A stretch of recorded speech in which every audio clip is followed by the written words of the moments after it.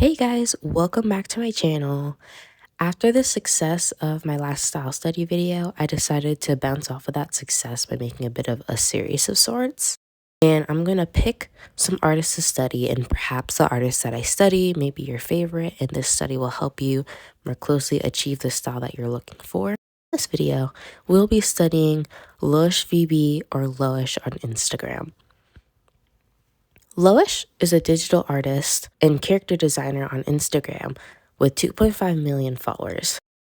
On Loish's website, it says she's been drawing her whole life, which explains her talents, but I believe her style can be easily achieved quickly with the right technique. Not to discredit her work though, we're not here to copy her style, but instead learn from it and apply it to our own. And first, let's analyze what makes Loish's style so distinguishable. Loish has a strong sense of color theory and shape language, and her characters are super recognizable from afar. A key element in character design is that when your character is put in a silhouette, the character is easily identified despite not having any features showing. Let's take this silhouette, for example. They're instantly recognizable without any color or features showing, but it's clearly multitasking.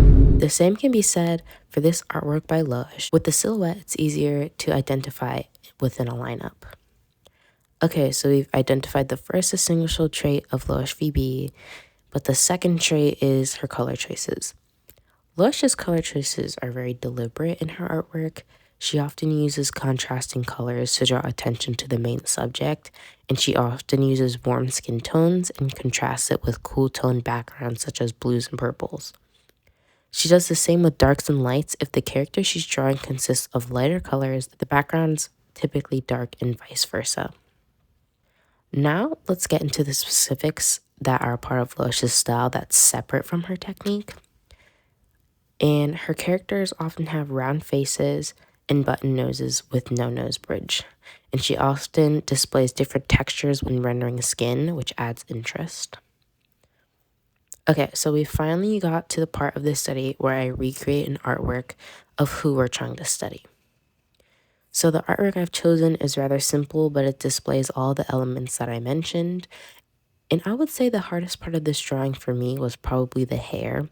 Drawing hair is not my strong suit, and when Loish draws hair, it's super detailed and defined. And I also struggled to capture the texture that was in the original drawing without it looking unblended. And overall, I thought my recreation turned out pretty good, although I underestimated how difficult this would be to create. Loish's style may be easier to decipher, but it's honestly easier said than done. Let's finally get into what I learned from this drawing. What I learned was, 1, using sharp edges against soft areas adds points of interest. 2, shapes are super important to the overall silhouette. And 3, light and exposure are super important to draw focus to the subject. Now let's get into the original piece. I'm choosing this old piece where I think it was trying to achieve something similar to Loish, but it clearly failed. Again, Loish's style is a lot easier said than done, but I did what I could. And in the original drawing, the colors were really dull, which wouldn't allow me to get the contrast that I wanted, so I upped the saturation by a bit. I also tried to add distinct shapes to her hair, which will allude to the identifiableness that I mentioned earlier. And I also made sure to add light to the edges again to draw focus to the subject. I think upping the saturation and using certain shapes to the hair definitely added to the animated feel of the character, but she looks so much more alive and bouncy.